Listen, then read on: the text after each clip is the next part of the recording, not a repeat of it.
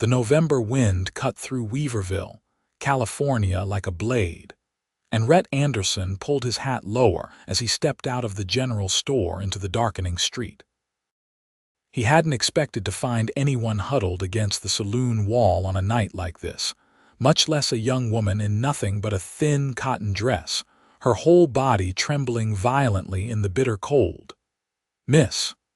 Rhett approached carefully, his boots crunching on the frost-hardened dirt.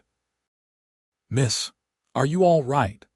She looked up at him with eyes that held equal parts fear and exhaustion. Her lips had taken on a bluish tint, and her dark hair hung in disheveled waves around her pale face. She couldn't have been out here long, he thought, or she'd already be past help. "I'm fine," she managed through chattering teeth, the lie so obvious it bordered on absurd. Rhett didn't waste time arguing. He shrugged out of his heavy wool coat and draped it around her shoulders. The coat swallowed her small frame and she clutched at it instinctively, her fingers stiff with cold. "Thank you," she whispered, and he heard genuine surprise in her voice, as if kindness was something she hadn't expected to encounter. "Where do you live, miss? You can't stay out here." She hesitated, and in that pause, Rhett saw a flash of something that looked like shame cross her features. "The boarding house. Mrs. Henderson's place on 3rd Street. That's a fair walk in this weather. Come on, I'll see you there safely. You don't have to do that. You've already been kind enough, giving me your coat." "I do have to," Rhett said simply. "My mother would rise from her grave and box my ears if I left a lady to walk home alone in the dark and cold. Besides, I'll need that coat back eventually." A ghost of a smile touched her lips at that, and she allowed him to help her to her feet. She swayed slightly, and Rhett steadied her with a hand on her elbow. "When did you last eat?" he asked as they began walking. "This morning. I had some bread." Rhett frowned but said nothing. Weaverville in 1881 was a town past its mining boom glory days, and hard times had settled over the place like dust. He'd seen plenty of folks going hungry, though it never sat right with him. They walked in silence for a few moments, their breath forming clouds in the frigid air. The saloon music faded behind them, replaced by the quieter sounds of the evening settling over the town. "I'm Rhett Anderson," he said eventually. "I work at the lumber mill just outside town." "Willa Grey," she replied softly. "I'm a seamstress, or I was until Mrs. Blackwell's shop closed last week." That explained why she'd been sitting outside the saloon in the cold. She'd probably been trying to work up the courage to go inside and look for work, though what kind of work a respectable woman could find in a saloon was limited and often not respectable at all. "I heard about that," Rhett said. "Shame. Mrs. Blackwell made quality goods. She taught me everything I know about fine sewing." Willa pulled his coat tighter around herself. "I came to Weaverville 3 months ago from Sacramento. My father died, and my stepmother made it clear there was no place for me in her house anymore. Mrs. Blackwell was a distant cousin of my mother's. She offered me work and a place to stay. And now I pay for a room at Mrs. Henderson's boarding house with what little savings I had left, but that money won't last much longer." Her voice remained steady, but Rhett heard the underlying current of worry. "I've been looking for work, but there's precious little to be found. I thought perhaps the saloon might need someone to mend torn curtains or repair upholstery, but I couldn't bring myself to go inside." "That's probably for the best," Rhett said carefully. "The owner's not known for being particularly scrupulous about his business dealings." They turned onto 3rd Street, where the boarding house stood as a 2-story structure with peeling white paint and a sagging front porch. Light glowed in several windows, warm and inviting against the cold darkness. "This is it," Willa said, stopping at the front gate. She started to remove his coat, but Rhett held up a hand. "Keep it for now. I'll come by tomorrow to collect it if that's all right with you." Tomorrow's Sunday, Willa said. Even better. I don't work Sundays. Rhett met her eyes, which he could now see were a striking green, even in the dim light from the boarding house. And maybe you'll let me buy you a proper meal as thanks for looking after my coat. Willa's cheeks colored slightly, though whether from the cold or something else he couldn't tell. You don't need to do that. You've already been more than kind. I know I don't need to. I'd like to if you're willing. She studied him for a long moment, and Rhett had the sense of being carefully evaluated. Finally, she nodded. All right, thank you, Mr. Anderson. Rhett, please. Then you should call me Willa. She managed a real smile this time, small but genuine. Tomorrow afternoon. After church services. I'll meet you here at 1 o'clock. Rhett watched as she made her way up the boarding house steps and disappeared inside, his coat still wrapped around her shoulders. Only then did he turn and head back toward his own small cabin on the outskirts of town, the cold biting through his shirt and vest. He didn't mind it much. The walk gave him time to think about green eyes and a proud woman too stubborn to ask for help even when she desperately needed it. His cabin was dark and cold when he arrived, and he set about building a fire in the pot-bellied stove. As the flames caught and warmth began to fill the single room, Rhett sat on his narrow bed and wondered what he'd gotten himself into. He'd lived in Weaverville for 5 years now, ever since he'd left Texas at 20 years old with nothing but a horse and the clothes on his back. He'd worked hard, kept to himself mostly, and built a quiet, simple life.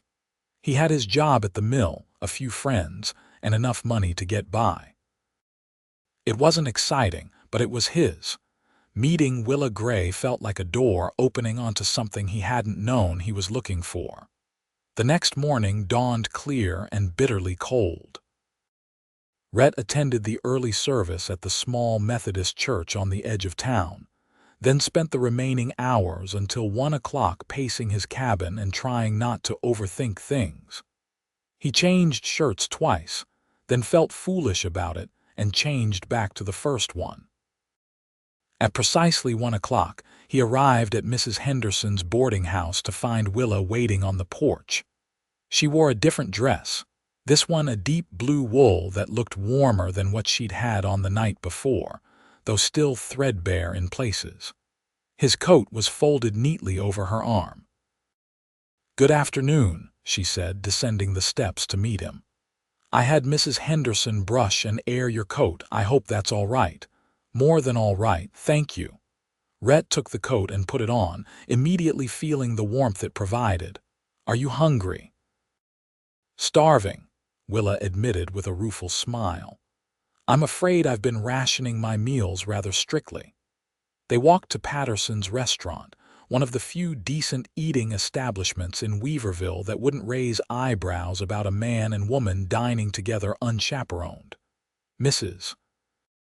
Patterson, a stout woman with kind eyes and iron-gray hair, showed them to a table near the window. "We'll have the Sunday roast," Rhett told her. "For 2 with all the fixings." Willa's eyes widened slightly at the extravagance, but she didn't protest. When Mrs. Patterson returned with hot coffee and fresh bread, Willa wrapped her hands around the cup and breathed in the steam like it was a blessing.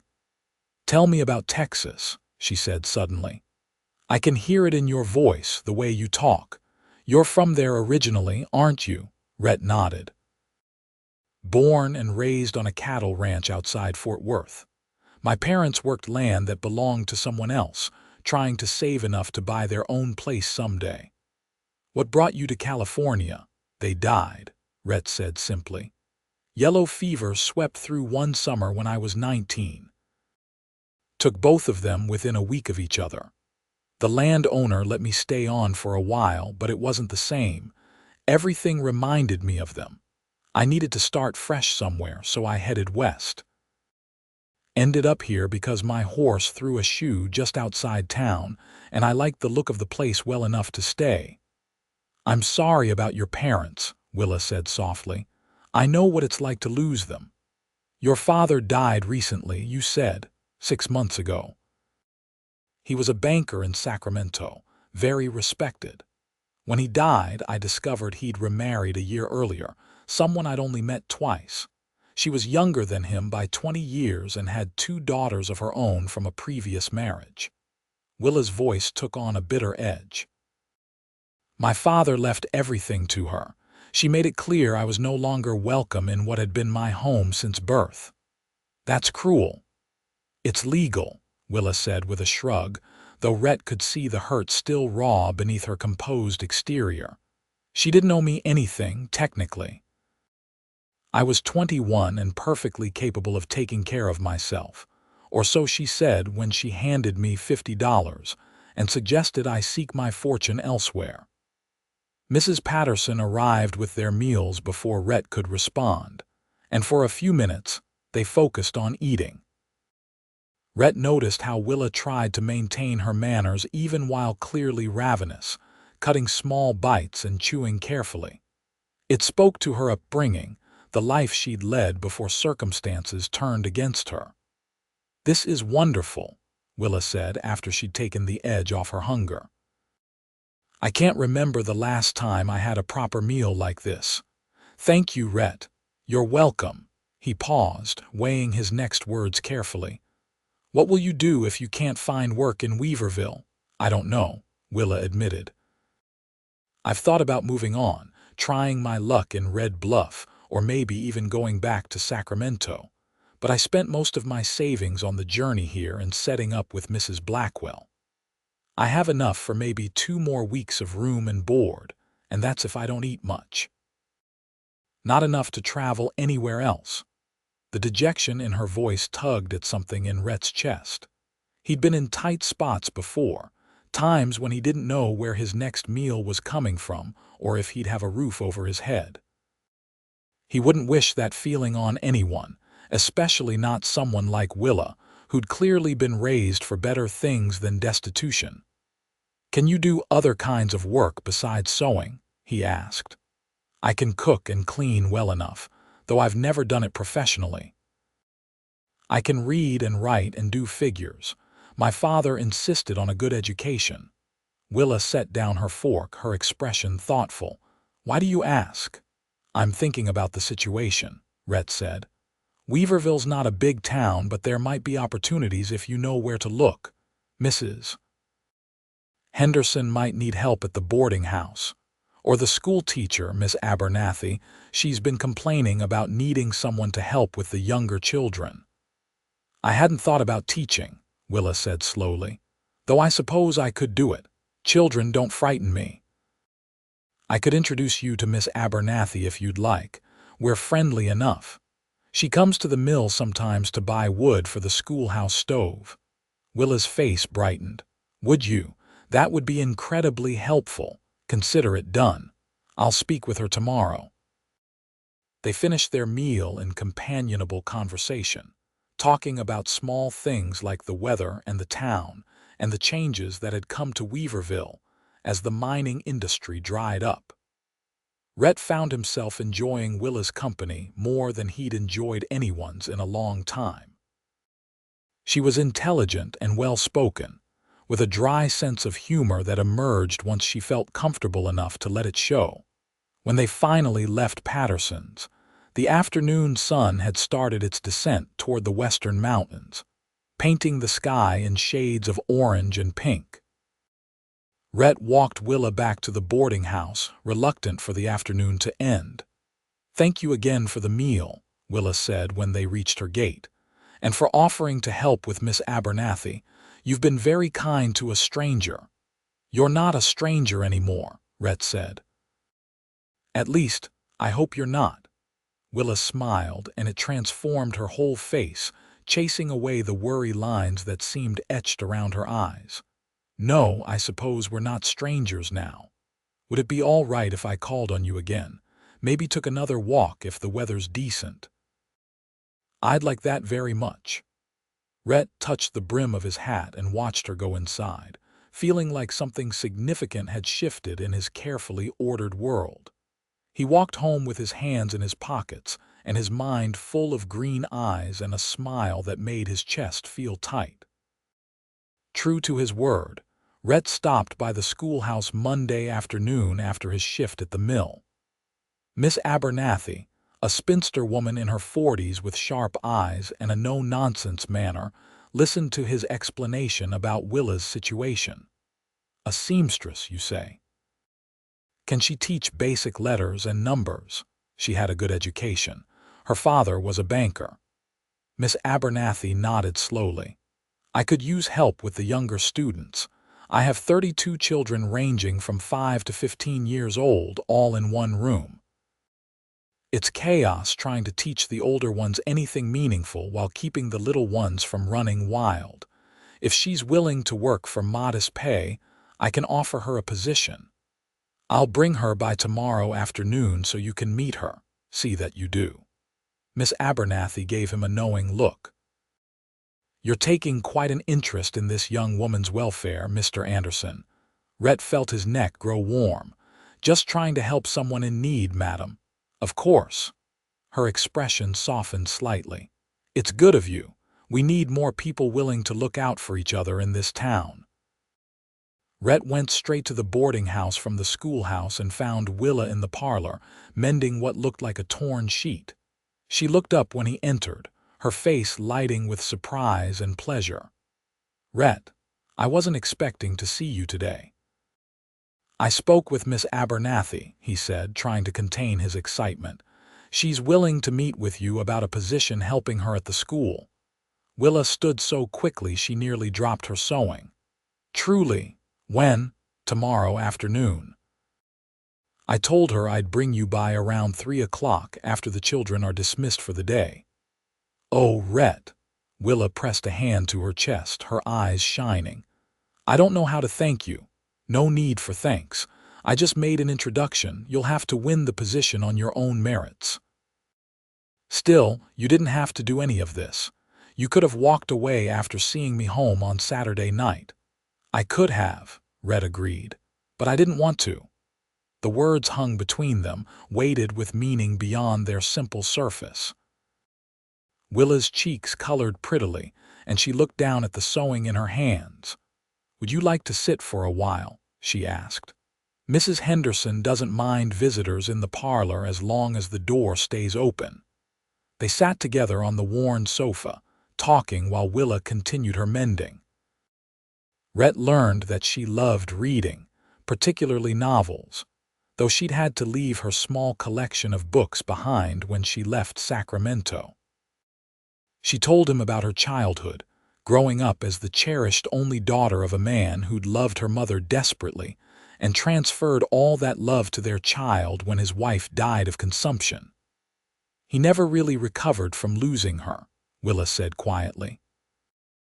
I think that's why he remarried so quickly when he got sick. He knew he was dying and he wanted to make sure I'd be taken care of. He just chose the wrong woman to trust with that responsibility. She should have honored his wishes, Rhett said firmly. Should have, but didn't. Willa tied off a thread and snipped it neatly.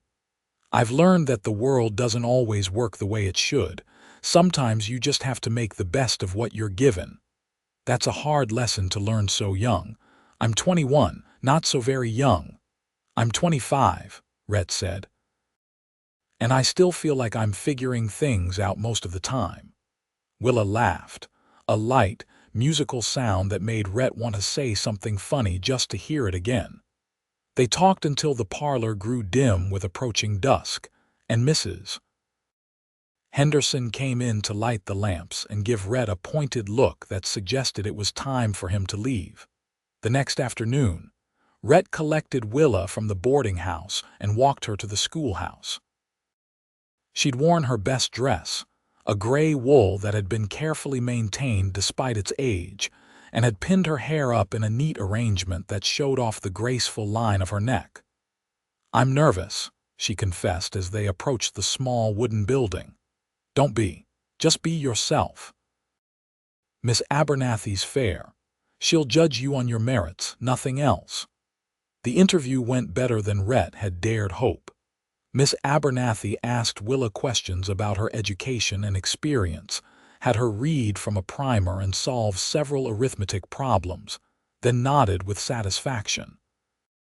"You'll do nicely," the teacher declared. "I can pay you $20 a month and you'll work Monday through Friday, 8 in the morning until 3 in the afternoon. Can you start next Monday?" "Yes, absolutely," Willa said, her whole face radiant with relief and joy. "Thank you, Miss Abernathy. You won't regret this. See that I don't. I expect punctuality and dedication, Miss Grey. You'll have both, I promise." Outside, Willa grabbed Rhett's arm, practically bouncing with excitement. "I have a respectable job with steady pay." "Do you know what this means? You can stop worrying about starving," Rhett suggested with a grin. "Well, yes, that too, but it means I can stay in Weaverville. I can build a life here." She looked up at him, her eyes bright. "I was starting to think I'd have to move on and I didn't want to." "Not anymore." "I'm glad you're staying," Rhett said, and meant it with an intensity that surprised him. Over the following weeks, Rhett found himself spending more and more time with Willa. He'd walk her to the schoolhouse in the mornings before heading to the mill, then meet her when classes ended to walk her back to the boarding house. On Sundays, they'd have dinner together at Patterson's, then take long walks around town, talking about everything and nothing. Willa threw herself into her work at the school with enthusiasm, quickly becoming beloved by the younger children she supervised. She had a gentle way with them, patient and kind, but firm when necessary. Miss Abernathy grudgingly admitted that hiring her had been an excellent decision. With steady income, Willa's circumstances improved dramatically. She could afford to eat regular meals and buy herself a few necessities. She even purchased fabric and made herself a new dress, a deep green that brought out the color of her eyes.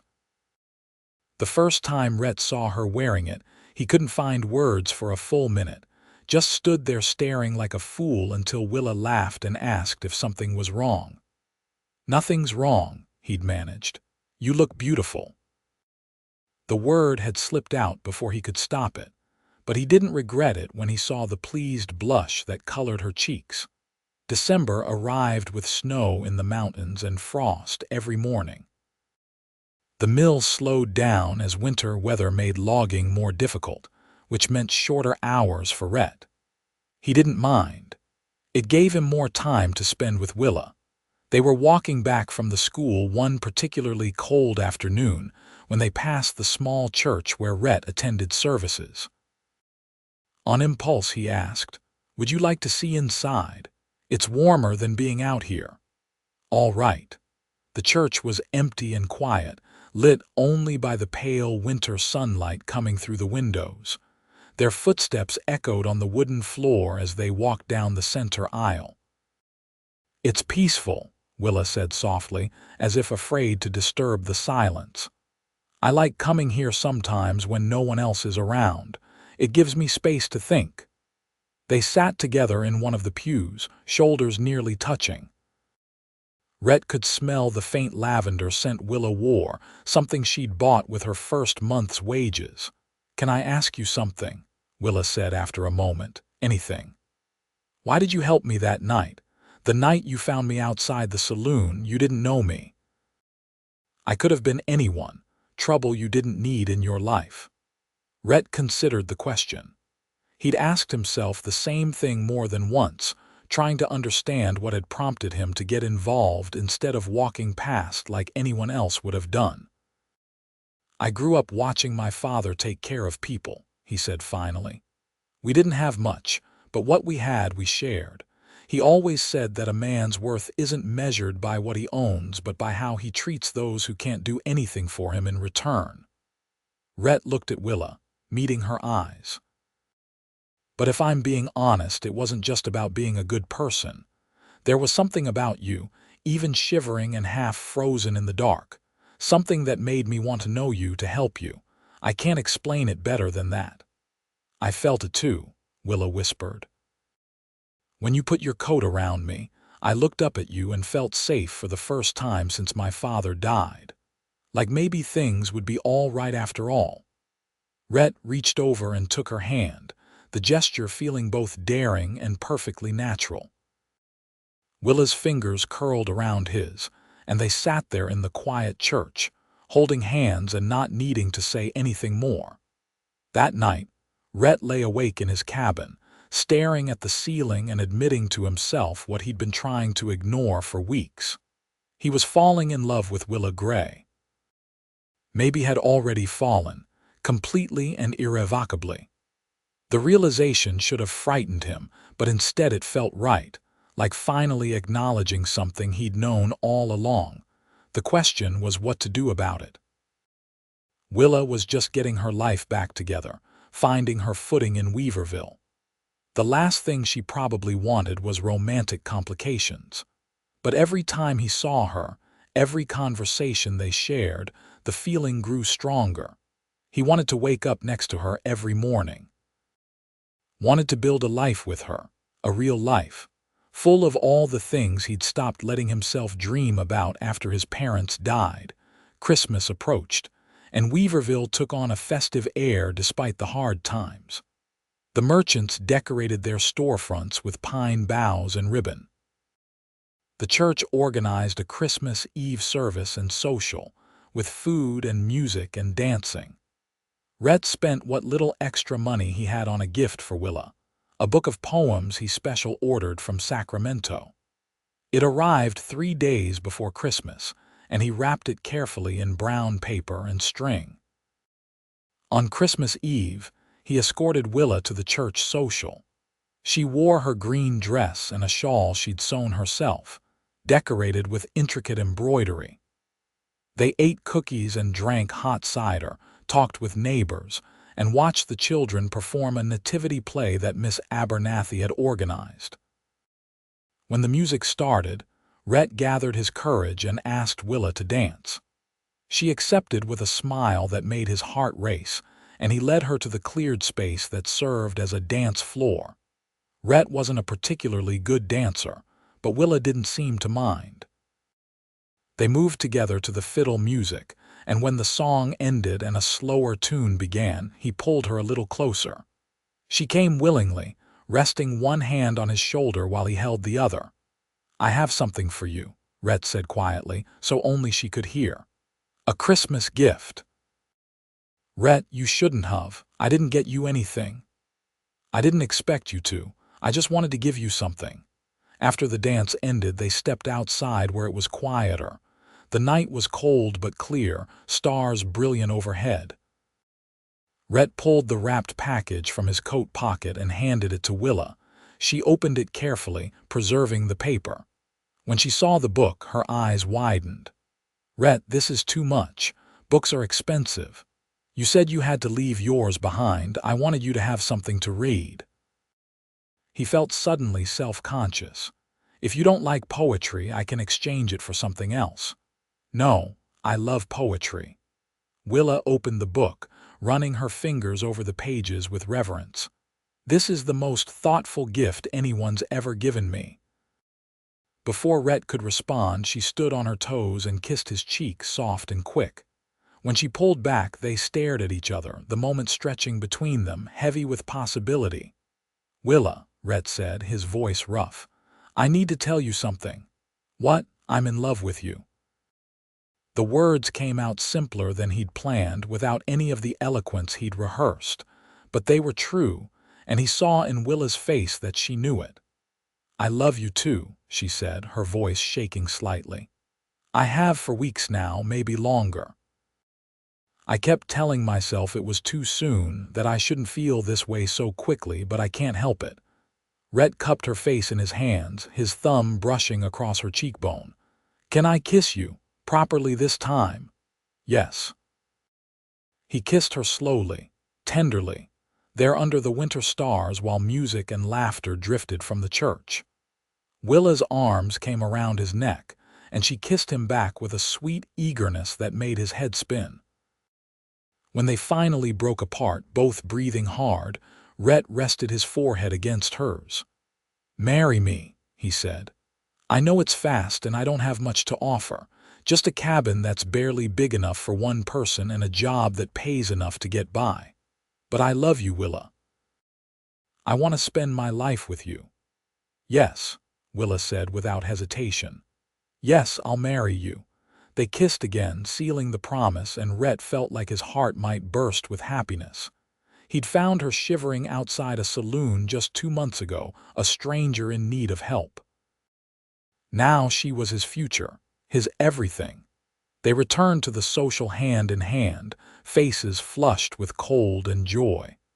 Mrs. Henderson spotted them and gave Willa a knowing smile. By the end of the evening, word had spread that Rhett Anderson and Willa Grey were engaged, and they received congratulations and well wishes from half the town. The wedding took place on a Sunday afternoon in late January, a simple ceremony in the Methodist church with most of Weaverville in attendance. Willa wore a new dress she'd sewn herself, pale blue wool with lace at the collar and cuffs. Rhett borrowed a proper suit from the mill owner, who'd taken a friendly interest in his impending marriage. Miss Abernathy stood up with Willa, while Jim Morrison, one of Rhett's co-workers from the mill, served as his best man. The preacher's wife played the piano, and Reverend Thomas performed the ceremony with appropriate solemnity. When Rhett slipped the simple gold band onto Willa's finger, a ring he'd saved for 2 months to buy, she looked up at him with eyes full of love and trust. He made his vows meaning every word, promising to love and cherish her all the days of his life. "I now pronounce you man and wife," Reverend Thomas declared. "You may kiss your bride." Rhett did, to applause and cheers from their assembled friends and neighbors. Mrs. Patterson had donated her restaurant for a wedding supper, and the whole town seemed to turn out for the celebration. It wasn't fancy, but it was warm and genuine, full of laughter and good wishes. Later, as the sun set and the party began to wind down, Rhett and Willa slipped away to the cabin that was now their home. Rhett had spent the past month making improvements, adding a proper bedroom and enlarging the main room. It still wasn't much, but he'd done his best to make it comfortable. Willa walked through the cabin, taking in the new furniture Rhett had built, the curtains one of the church ladies had donated, the colorful quilt on their bed that had been a wedding gift from Mrs. Henderson. "It's perfect," she said, turning to face him. "Our home." Rhett pulled her close, marveling that he got to hold her like this now that she was his wife. "Are you happy? Happier than I ever thought I'd be again." Willa kissed him softly. "When I was sitting outside that saloon in the cold, I thought my life was over. I thought I'd lost everything that mattered. But then you found me, and everything changed." "I found you and found my future," Rhett said. They made love for the first time that night, tender and sweet, learning each other with patience and wonder. Afterward, Willa lay with her head on Rhett's chest, her hair spread across the pillow like dark silk. "I have to tell you something," she said quietly. Rhett stroked her hair, content and drowsy. "What's that?" "I was so scared that night, sitting outside the saloon. I'd spent the whole day looking for work and being turned away. I was cold and hungry and alone, and I didn't know what I was going to do. I was actually praying, asking God to send me some kind of sign that things would be all right." She tilted her head to look up at him. "And then you appeared." "My answered prayer." Rhett kissed her forehead, moved beyond words. He'd never thought of himself as anyone's answer to anything, but if Willa saw him that way, he'd spend the rest of his life trying to live up to it. The months that followed were the happiest of Rhett's life. He and Willa fell into a comfortable rhythm, balancing work and home and the growing love between them. Willa continued teaching at the school, which she genuinely enjoyed, while Rhett worked at the mill and took on occasional carpentry jobs to supplement their income. Spring came to Weaverville, bringing warmth and new growth. Willa planted a garden behind their cabin, and Rhett built her a small greenhouse where she could start seedlings. In the evenings, they'd sit on their porch and watch the sunset, talking about their days and making plans for the future. "I'd like children someday," Willa said one evening in May, her hand resting on Rhett's knee. "Not right away, but eventually. How many? 3 or 4, maybe. I always wished I had siblings growing up. It was lonely being an only child." Rhett covered her hand with his. "I think you'd be a wonderful mother. And you'd be a wonderful father. I see how you are with the children at church, how patient and kind. They adore you." Summer brought news that the mill was expanding, adding a furniture workshop to their operation. The owner, Mr. Douglas, asked Rhett if he'd be interested in running the new workshop, recognizing his skill with woodworking. "It would mean more money," Rhett told Willa that evening. "Enough that you could stop working if you wanted to. Stay home, maybe start that family we talked about." Willa considered this carefully. "I'd miss the children at school, but I confess I've been thinking about starting our own family. Miss Abernathy could find another assistant easily enough." "You're sure?" "I'm sure." Willa smiled, that radiant expression that still made Rhett's heart skip. "Let's start our next adventure." Rhett accepted the position, and Willa gave her notice at the school. By autumn, the furniture workshop was up and running, with Rhett overseeing 3 other men and producing quality pieces that sold well throughout the region. The increased income meant they could afford small luxuries and start saving for the future. It was in October, almost a year exactly from the night Rhett had found Willa shivering outside the saloon, that she told him she was pregnant. He'd come home from work to find her waiting on the porch, her face glowing. "I saw the doctor today," she said as soon as he was within earshot. "Rhett, we're going to have a baby." He swept her into his arms, lifting her off her feet and spinning her around while she laughed in delight. They spent the evening making plans, discussing names and preparations and all the changes a baby would bring. "I'm scared," Willa admitted later, lying in bed with Rhett's hand resting on her still flat stomach. "My mother died giving birth to me.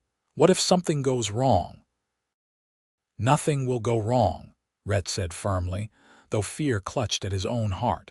He couldn't lose her, wouldn't even consider the possibility. "Doc Miller is a good physician, and will make sure you have the best care possible." Willa's pregnancy progressed smoothly through the winter. Her belly grew round, and Rhett built a cradle from fine cherry wood, carving delicate patterns into the headboard.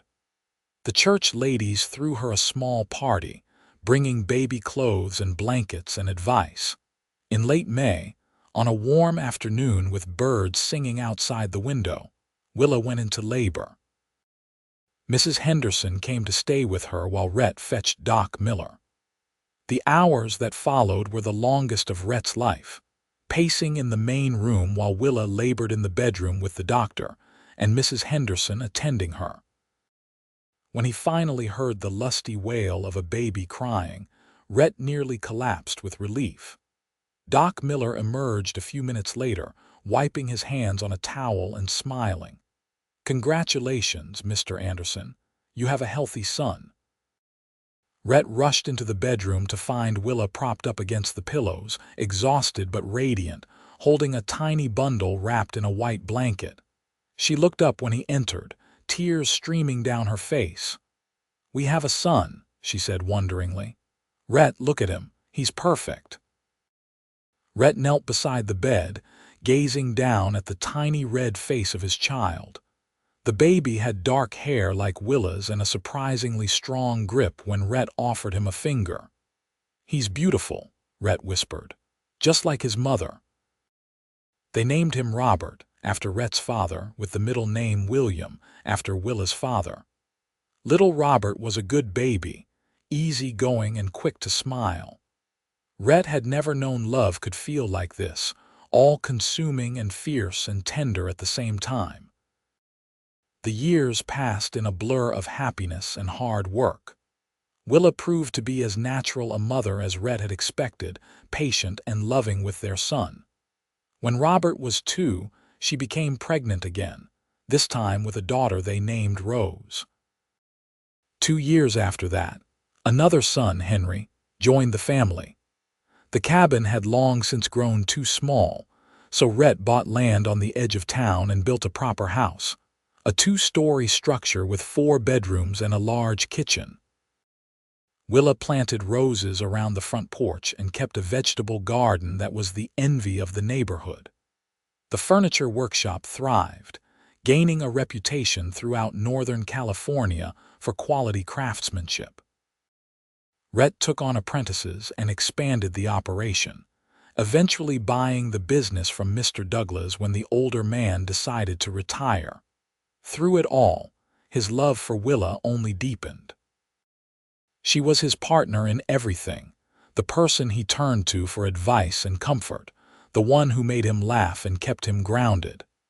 They had their disagreements like any couple, but they'd learned how to talk through problems and forgive freely. One November evening, 12 years after that fateful night outside the saloon, Rhett and Willa sat on their front porch watching the sunset. The children were inside doing homework, their voices drifting through the open window. Willa leaned against Rhett's shoulder, her hand in his. "Do you ever think about that night?" she asked softly. "The night we met, all the time, it changed everything. I was so lost then, so scared and alone, I thought my life was over. And now," Willa smiled, squeezing his hand, "now I have everything I ever wanted and things I didn't even know to dream of. A home, a family, a husband who loves me. It's more than I deserve." "You deserve all of it and more," Rhett said firmly. "You're the best thing that ever happened to me, Willa." "Finding you that night was the greatest blessing of my life." "We found each other," Willa corrected. "You gave me your coat and walked me home, but I found my future too. We saved each other." Rhett kissed her temple, breathing in the familiar lavender scent she still wore. She was right. They had saved each other, 2 lost souls finding home in the most unexpected way. Inside, Robert called out that dinner was ready. Willa had been teaching him to cook, and he'd made his first pot of stew all by himself. They stood and went inside to their children and the warm, noisy chaos of family life. The years continued to unfold with their mixture of joy and sorrow, triumph and struggle. Willa's hair began to show threads of silver, and lines appeared at the corners of Rhett's eyes. They weathered economic downturns and personal losses, celebrated victories and milestones. Robert grew into a thoughtful young man who apprenticed in his father's workshop, showing a natural talent for furniture making. Rose became a teacher like Miss Abernathy had been, taking over the school when the older woman retired. Henry decided to study law, determined to help people navigate the legal system that had failed so many. When Robert was 23, he married a sweet-natured girl named Elizabeth, and a year later, Rhett and Willa became grandparents to a baby girl named Willa, after her grandmother. Holding that tiny infant, Rhett marveled at how his life had unfolded, all the blessings that had flowed from one moment of kindness on a cold November night. The furniture business eventually passed to Robert, who ran it with the same dedication and integrity his father had shown. Rhett didn't retire completely but scaled back his hours, spending more time with Willa and their growing collection of grandchildren. On their 25th wedding anniversary, Rhett took Willa to San Francisco for a week, something they'd always talked about but never done. They stayed in a nice hotel, ate at fine restaurants, and walked along the waterfront holding hands like newlyweds. "This is wonderful," Willa said one evening as they watched the fog roll in over the bay. "But I'm ready to go home, missing the grandchildren already." "Missing our porch and our garden and our bed," Willa admitted with a laugh. "Is that terrible? Here we are in this beautiful city, and all I want is to be back in Weaverville. It's not terrible, it's home." Rhett put his arm around her shoulders. "We can head back tomorrow if you want." They did, and it felt good to return to the house Rhett had built, to the life they'd created together. Rose came for dinner that Sunday with her husband and 3 children. Robert brought his family. Henry, who'd moved to Sacramento to practice law, sent a telegram with his congratulations and a promise to visit soon. Sitting at the head of the table, surrounded by children and grandchildren, and the woman he loved more than life itself, Rhett felt a profound gratitude for the path his life had taken. It had all started with one choice on a cold night, the decision to help someone in need rather than walk away. That choice had led him here, to this full, rich life he'd never imagined possible. After dinner, when the family had gone home and the house was quiet, Rhett and Willa sat on their porch as they'd done countless times before. The night was cool but pleasant, stars bright overhead. "Do you remember what you said to me the night we met?" Willa asked. "When I asked why you were helping me, I said my mother would rise from her grave and box my ears if I didn't," Rhett said with a chuckle. "No, after that, you said you'd need your coat back eventually. Did I?" "I'd forgotten that part." "I hadn't. I remember thinking it was clever, giving yourself a reason to see me again." Willa turned to face him. "Did you know then that you'd fall in love with me?" Rhett considered the question honestly. "No, I didn't know, but I hoped. There was something about you, even then, something that called to me. I felt it too, like recognizing someone I'd been waiting for my whole life." They sat in comfortable silence, Rhett's arm around Willa's shoulders, her head resting against him. This was his favorite time of day, these quiet moments when it was just the two of them, no demands or distractions. "I love you," Willa said softly. "Just as much now as I did 25 years ago. More even. I love you too. Always have, always will." The years passed with increasing speed, seasons blending into each other. Rhett's hair went completely white, and arthritis began to slow his movements. Willa developed a cough that worried everyone until Doc Miller's son, who'd taken over his father's practice, assured them it was nothing serious, just age catching up with her. They celebrated their 30th anniversary, then their 35th. The furniture business thrived under Robert's management, and he'd expanded to 3 locations. Rose had become the principal of the school, implementing progressive teaching methods that drew families from surrounding towns. Henry made a name for himself advocating for those who couldn't afford legal representation, just as he'd planned. More grandchildren arrived, and then great-grandchildren. The house that had once seemed so large filled regularly with family gatherings and celebrations. Willa loved it, thrived on the noise and chaos of having everyone together. On a Sunday afternoon in autumn, 40 years after Rhett had found Willa outside the saloon, they sat on their porch watching the newest great-grandchild, a toddler named Jack, chase butterflies in the garden. Willa was knitting a blanket for the next baby expected in the spring, her needles clicking a steady rhythm. "I've been thinking," she said without looking up from her work. "About what?" "About how perfect it all turned out, how one moment can change everything." She paused, counting stitches. "If you hadn't walked past the saloon that night, if you'd taken a different route home, our lives would be completely different. We might never have met." "But I did walk past, and I did find you," Rhett pointed out. "Maybe it was fate. Maybe we were always meant to find each other." "I like that idea, that we were meant to be." Willa set down her knitting and took his hand. "Promise me something, anything. Promise that when I'm gone you won't close yourself off. Stay close to the children and grandchildren. Don't hide away in grief." "Willa, don't talk like that.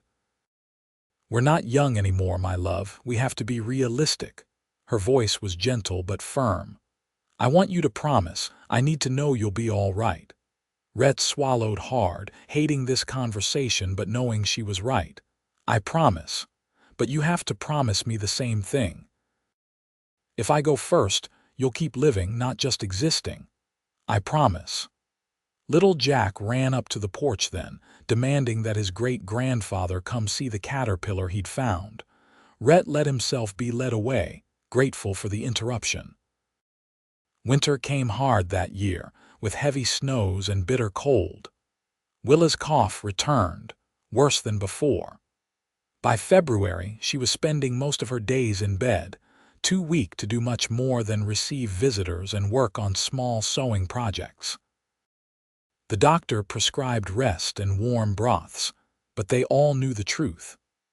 Willa was dying, her body simply worn out after a long, full life. Rhett barely left her side, reading to her when she was awake, holding her hand while she slept. The children and grandchildren came in shifts, making sure someone was always there, filling the house with love and quiet conversation.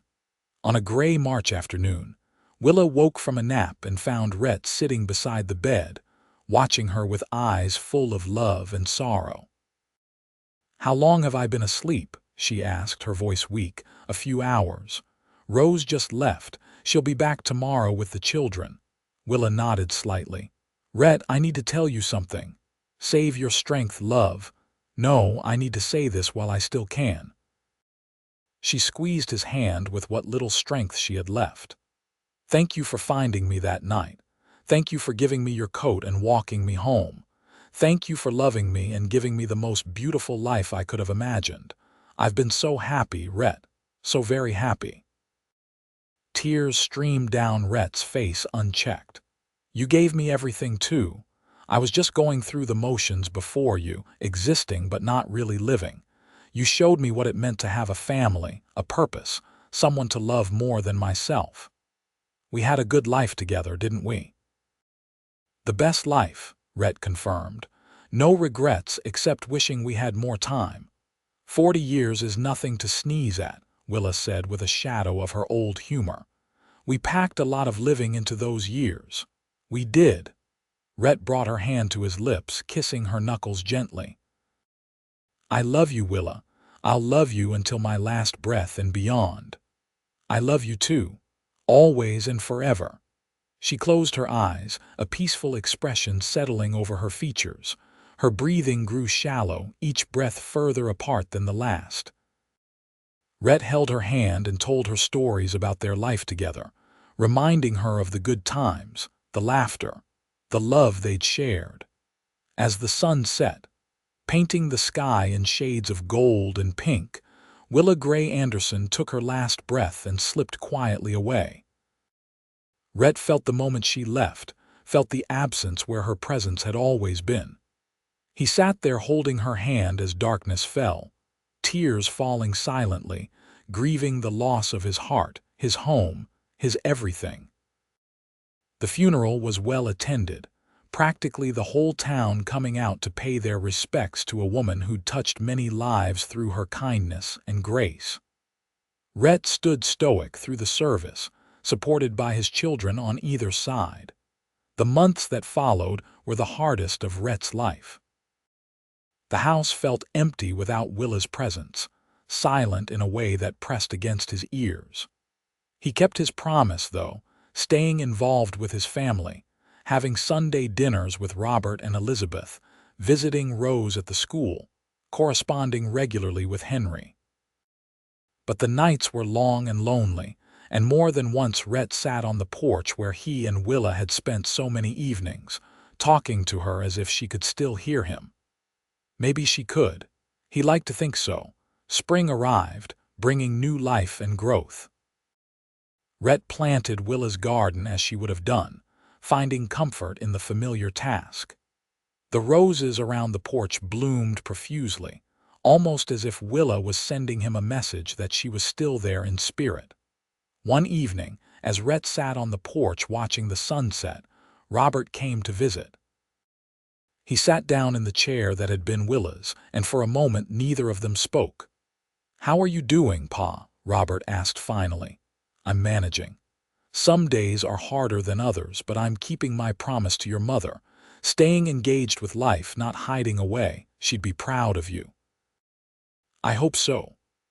Rhett looked at his son, seeing Willa's eyes looking back at him. "You know, I think about that night I met your mother all the time now. How different my life would have been if I'd walked a different way home that evening. If I'd been too tired or too focused on my own problems to notice her sitting there in the cold. But you did notice.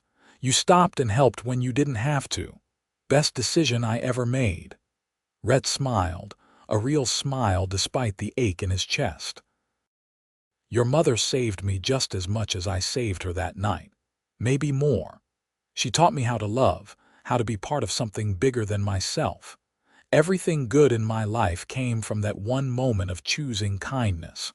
Robert reached over and squeezed his father's shoulder. "She loved you so much. We all saw it, how you two looked at each other even after all those years. That kind of love is rare." "It is. I was blessed to have it for as long as I did." They sat together watching the sun sink toward the horizon, father and son, bound by love and shared memories of a remarkable woman. Rhett lived for 5 more years after Willa's death, years he filled with family and purpose. He taught his grandchildren woodworking, passing on skills and knowledge. He wrote down stories from his and Willa's life, wanting future generations to know their history. He even helped Rose at the school sometimes, reading to the younger children and telling them tales of the old days. When his time came, it was peaceful. He simply didn't wake up one autumn morning, passing in his sleep at the age of 70. They buried him next to Willa in the Weaverville cemetery, under a oak tree they'd both loved. At the funeral, Rose stood before the assembled crowd and told the story of how her parents had met. How Rhett had found Willa shivering outside a saloon and given her his coat, walking her home and changing both their lives forever. "They taught us about love," Rose said, her voice strong despite her tears. "Not just romantic love, though they certainly had that. They taught us about kindness to strangers, about choosing compassion over convenience, about building a life with someone through good times and bad. They showed us that one moment of caring, one decision to help instead of walk away, can change everything." The family gathered at the house after the service, filling it with voices and laughter and tears, just as Rhett and Willa would have wanted. Robert stood on the porch looking out at the garden, now tended by his own children, and felt his father's presence strongly.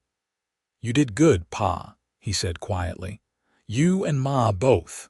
You built something that will last long after you're gone. A family that knows how to love, how to take care of each other and those who need help. That's a legacy to be proud of." The house remained in the family, passed down through the generations. The furniture workshop continued to operate under Robert's children, and then their children, maintaining the Anderson reputation for quality and integrity. Rose's descendants became teachers and educators throughout California. Henry's children followed him into law and public service, always remembering their grandmother's story and working to help those whom the system had failed. The story of Rhett and Willa became family legend, told and retold at gatherings and celebrations. How he'd found her on that cold November night, given her his coat, walked her home, and found his future in the process. How one act of simple kindness had blossomed into a love that lasted a lifetime and created a family that would span generations. Years later, when Robert's great-great-granddaughter stood in the Weaverville Historical Society looking at a photograph of her ancestors, she studied their faces with interest. Rhett stood tall and proud, his hand on Willa's shoulder. Willa sat in a chair, her face serene and happy. The photograph had been taken on their 30th anniversary, and even captured in black and white, the love between them was palpable. "They look happy," the girl said to her mother. They were. By all accounts, they had a wonderful marriage. 40 years together, and they were in love until the end. Tell me the story again, about how they met. Her mother smiled and began the familiar tale. It was a cold November night in 1881. Your great-great-great-grandfather Rhett was walking home from the general store when he found a young woman shivering outside the saloon. She had nowhere to go and no one to help her. So Rhett took off his coat and wrapped it around her shoulders, then walked her safely home. And then they fell in love, the girl said, having heard this part many times. And then they fell in love, her mother confirmed. He married her a few months later and they built a life together right here in Weaverville. Everything our family has, everything we are, started with that one moment when Rhett chose to help someone in need. The girl looked back at the photograph, memorizing the faces of ancestors she'd never met but whose story she carried forward.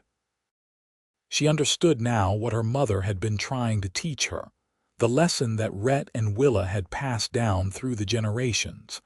That kindness matters. That love can spring from the smallest gestures. That one person choosing compassion over indifference can change not just one life but countless lives down through the years. She thought about Willa sitting outside that saloon, cold and scared and alone, not knowing that her future was walking toward her. She thought about Rhett, tired from a long day, who could have walked past but didn't. And she thought about all the lives that had come from that meeting, all the love and laughter and family that existed because one man had offered his coat to a stranger on a cold night.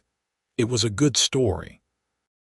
A love story, yes, but also a story about the power of human kindness and the unexpected ways our lives can change when we choose to care about others. Standing there in the historical society, looking at the faces of her ancestors, the girl made a silent promise to honor their legacy. To be the kind of person who stopped to help, who offered warmth to those who were cold, who walked lonely strangers home and saw the humanity in everyone she met. It was what Rhett and Willa would have wanted. And really, it was the best way to keep their love story alive, to ensure that the lesson of that November night in 1881 continued to echo down through the ages, inspiring new generations to choose kindness, to choose love, to choose compassion. The story that began with a shivering woman and a generous cowboy had no ending, not really. It continued in every descendant who chose to help rather than turn away, in every act of kindness performed in their memory, in every life touched by the legacy they'd created together. Rhett had found Willa outside a saloon on the coldest night of the year. He'd wrapped his coat around her and walked her home. And in doing so, he'd created something that would last forever, a love that death could not diminish, and a family that would carry their story forward into the future, keeping alive the memory of a love that started with simple kindness and grew into something extraordinary.